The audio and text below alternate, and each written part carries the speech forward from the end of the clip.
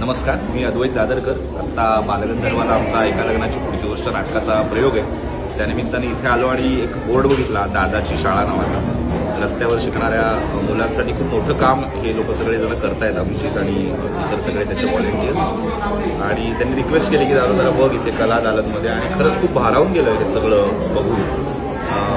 मोठा एक्सपिरियन्स आहे. म्हणजे खरं तर काय हा अनुभव असा शब्दातून मांडण्यासारखा नाही आहे, अनुभव घेण्यासारखी गोष्ट आहे. इतकी मुलं आणि आत्ता पण व्हॉलेंटियर म्हणून ती मुलं सगळे समजवत आहेत. त्यांचा तो कॉन्फिडन्स बघून खरंच भारावून जायला होतं की आपण रेग्युलर आजूबाजूला बघत असतो अशी मुलं, पण कधी असं मुद्दाम लक्ष दिलं गेलं नाही. तर ही सगळी माणसं त्यांच्याकडे मुद्दाम लक्ष देत आहेत आणि आपापले जॉब सांभाळून सगळं काम करत आहेत. त्यामुळे खरंच खूप कौतुकाची गोष्ट आहे की अशा पद्धतीचं काम काही जण महाराष्ट्रात करतायत. म्हणजे आपण एकीकडे खूप वाईट बातम्या वाचत असतो, पण पुरोगामी महाराष्ट्र म्हणजे काय तर हा हे सांगायला मला आज अभिमान वाटतोय.